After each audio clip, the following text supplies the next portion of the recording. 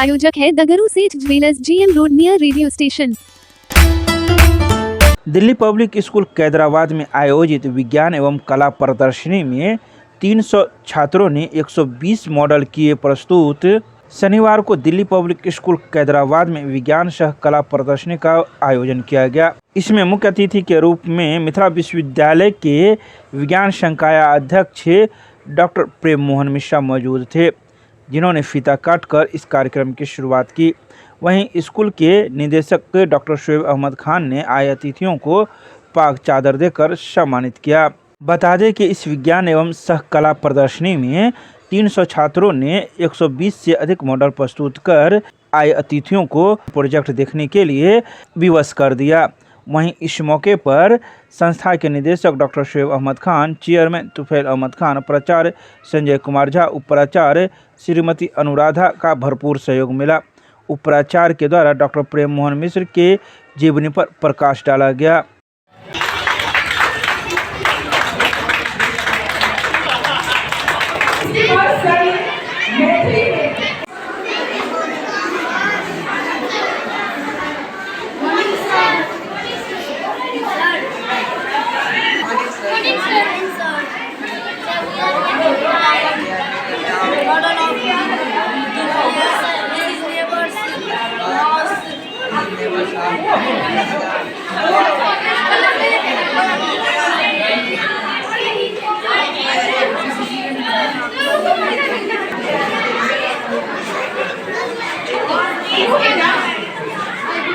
हटा दिया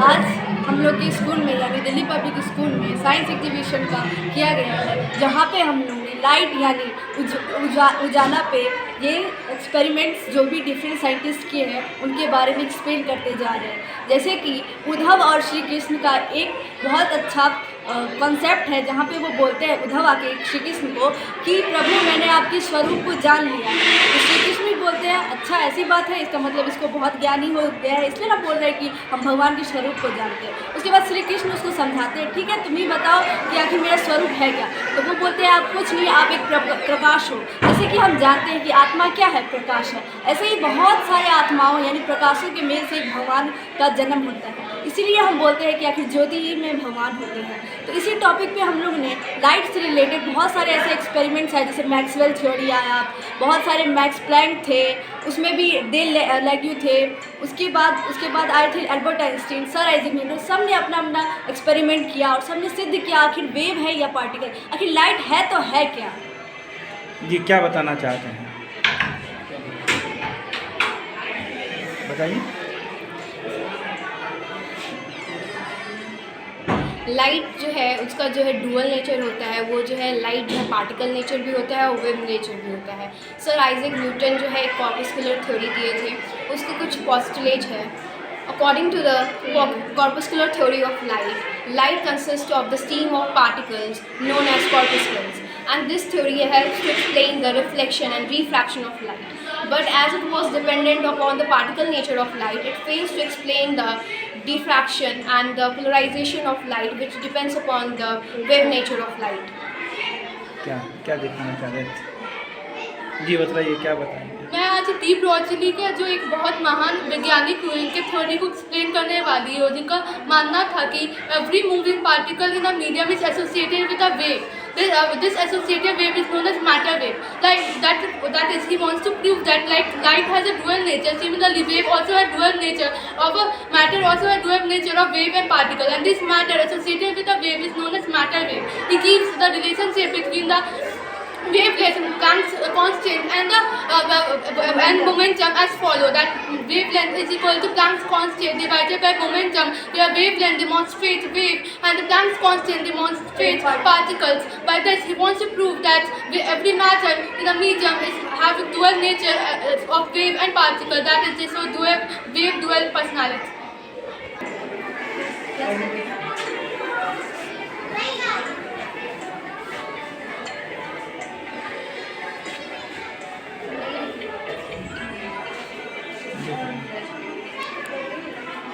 चलो ये बताओ एक्सटेंशन बोर्ड से क्या चला रहे हो?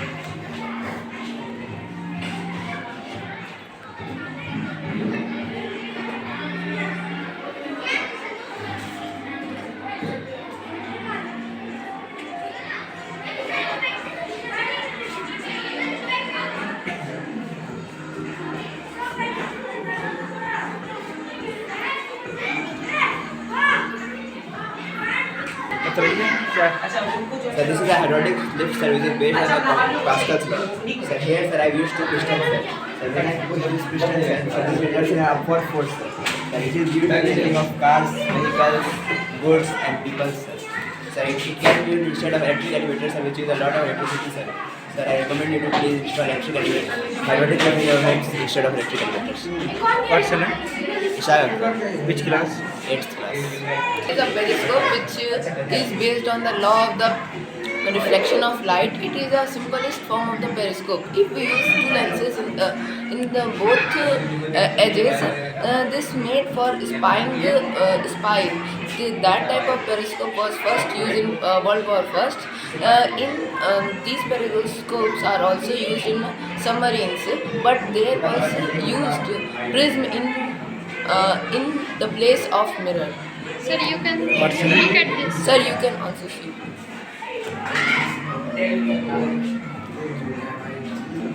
Sir, you Which has been electrically powered by piezoelectric plates. They are small plates which can be used in crowded places because it generates electricity.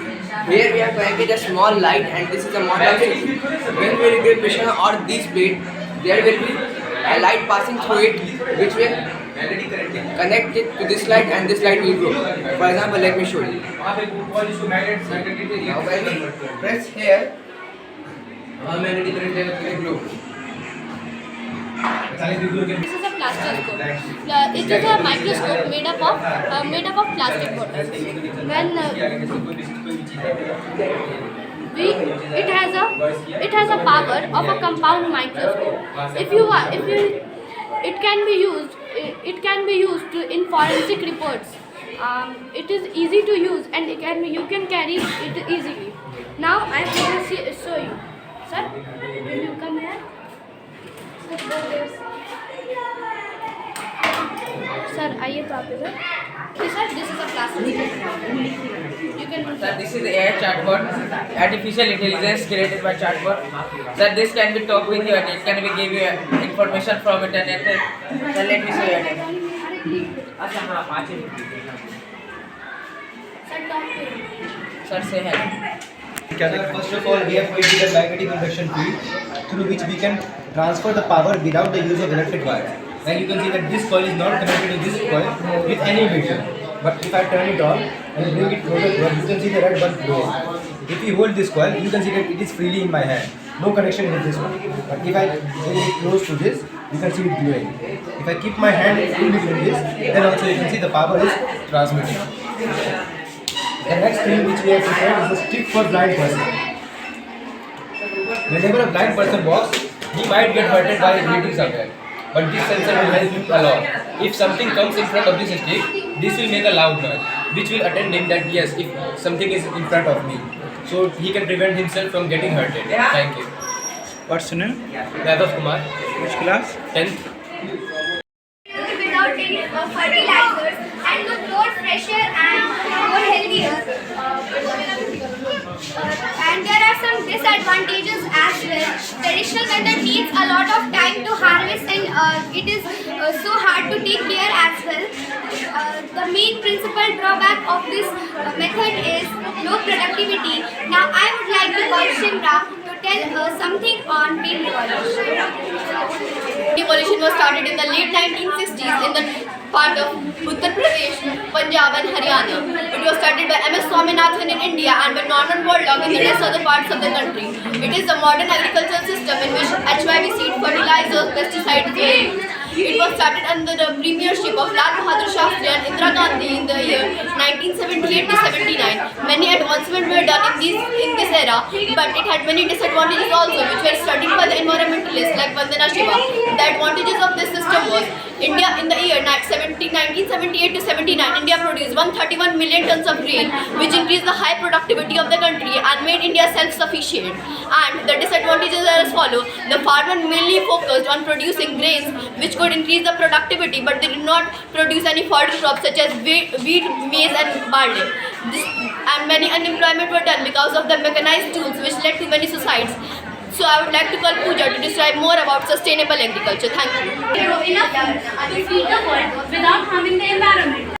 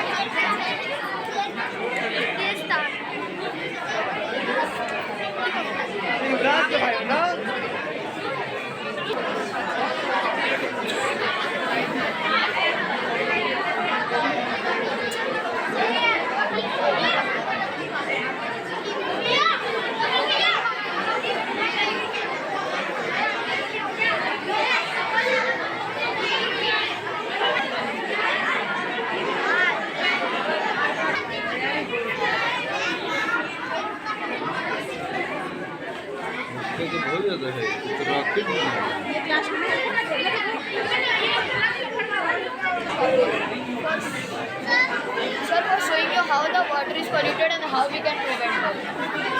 Sir, some tips by which we can prevent water pollution are: hard-to-recycled water can be used for cleaning homes. Thank you, sir.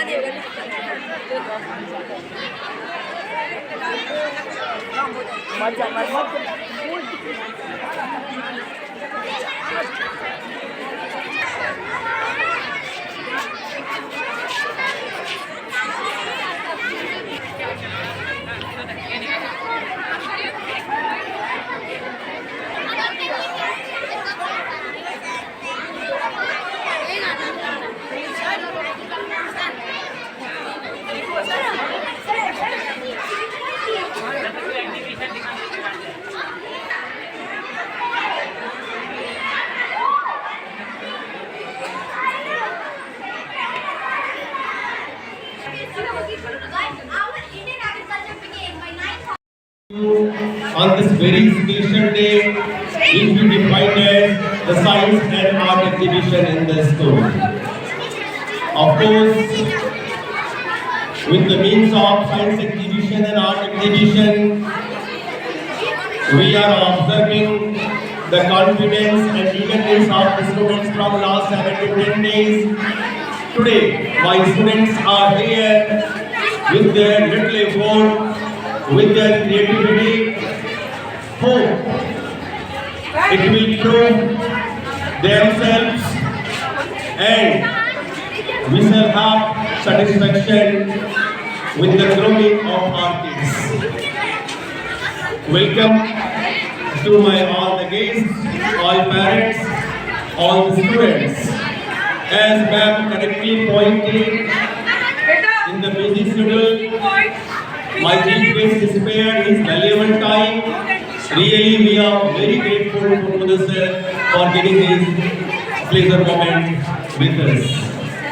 मैं तो जब इस campus में आया हूँ तभी से लगा कि बहुत वाइब्रेंट कैंपस है। ये जो डायरेक्टर बंधु दोनों आदमी ऐसे खान साहब हैं, मैं उनको बहुत बहुत बधाई देता हूँ, धन्यवाद देता हूँ कि दरभंगा में इतना सुंदर ये स्कूल बनाए हैं। इनका जो ड्रेस कोड है वो देखा होगा आपने, ग्रीन। हम लोग कहते हैं हरा रंग है हरी हमारी धरती की हरियाली, और ये बच्चे वास्तव में हमारे भारत के भविष्य हैं। ये सब शो करता है कि स्कूल के भीतर का प्रबंधन बहुत ही सुंदर है, और जो बच्चों की प्रतिभा को भी देखा है मैंने, जो शिक्षक लोगों को देखा है, तो ये लग रहा है कि मिथिलांचल के लिए ये बहुत ही सौभाग्य की बात है कि इतना सुंदर स्कूल खुला है और बच्चों ने भी बहुत अच्छे अच्छे प्रोजेक्ट बनाए हैं।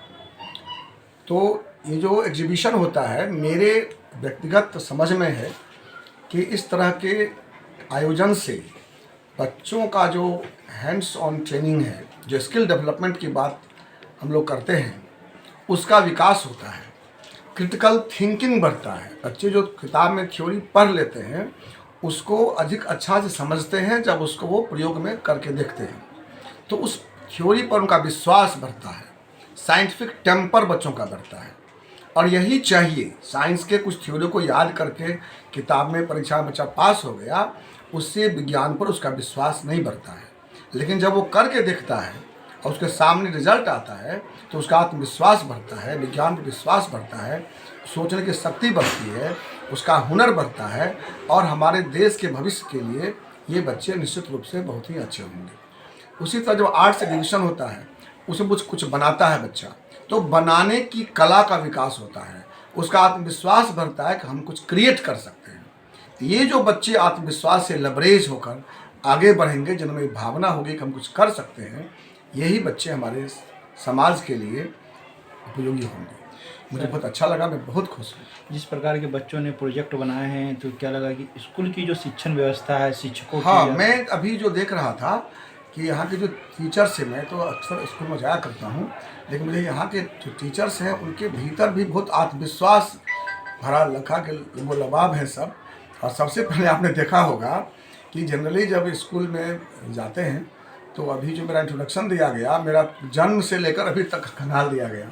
इतना रिसर्च किया इस शिक्षक ने, कोई ज़रूरत उनको नहीं थी। तो ये शो करता है कि उनके भीतर भी कोई जज्बा है कुछ करने की, और मुझे बहुत इम्प्रेस किया उन्होंने। बहुत थैंकफुल। सर, पेरेंट्स को क्या कहेंगे? सर, पेरेंट्स को तो मैं हर बार यही कहता हूँ कि आप पेरेंट्स बनिए, आप उसका मालिक नहीं बनिए बच्चों का।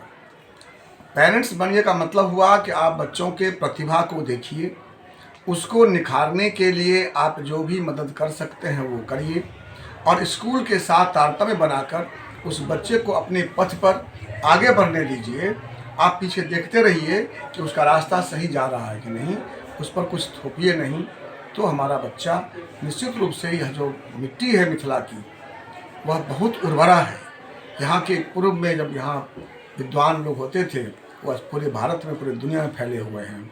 तो एक बार फिर शिक्षण व्यवस्था अगर बढ़िया हो जाएगा तो हम फिर दुनिया को अपनी मुट्ठी में करेंगे। सर, अपना परिचय।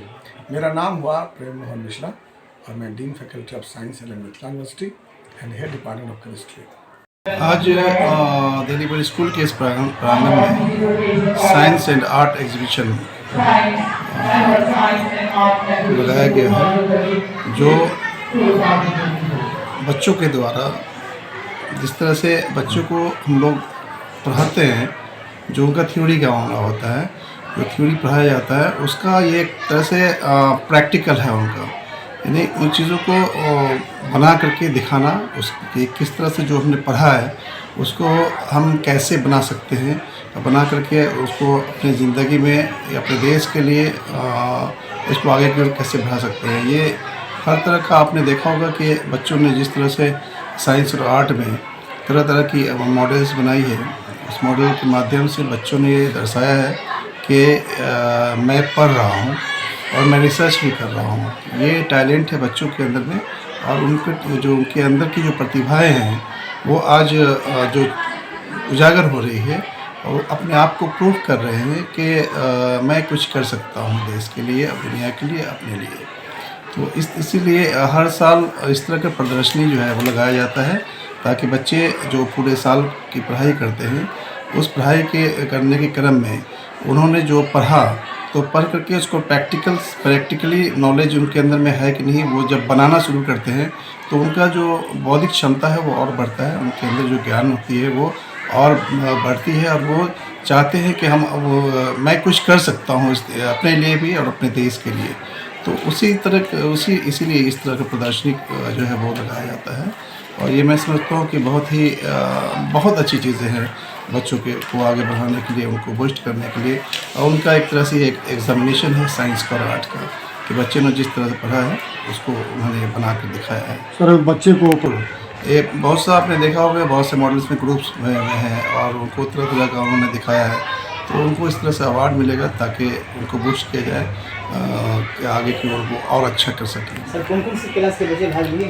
ये क्लास 3 से है, क्लास 3 से 10 तक के बच्चे हैं जिन्होंने भाग लिया है। किनके द्वारा उदाहरण का? डॉक्टर प्रेम मिश्रा से है जो HOD केम है, उनके द्वारा, चूँकि ऐसे ही शिक्षाविदों की ज़रूरत है कि जो बच्चों को इस तरह से बता सके और वो समझ सके कि यहाँ के बच्चे जो है इनके अंदर कितनी प्रतिभा है और ये क्या कर सकते हैं, और उन्हें किस तरह से नसीहत दिया जाए। उनको इसलिए ऐसे विद्वान लोगों को बुलाया जाता है ताकि बच्चों को कुछ न कुछ मिल सके, और उनके आने से मैं उनका बहुत ही आभारी हूँ कि वो आप आ जाए और आकर के बच्चों को बहुत अच्छी बातें बताई कि आगे किस तरह से बनना है, हमारे टीचर्स को भी और गार्जियंस और बच्चों को भी जिस तरह से उन्होंने बताया है। मैं समझता हूँ कि उनके इस वचन से, उनकी बातों से, उनके ज्ञान से हमारे बच्चे जो है वो बहुत लाभान्वित हुए हैं, और ये बहुत अच्छी बात है। मैं उनका बहुत आभारी होता है। सर अपना परिचय दे दीजिए। मेरा नाम डॉक्टर SA खान, निदेशक हूँ दिल्ली पब्लिक स्कूल दरभंगा।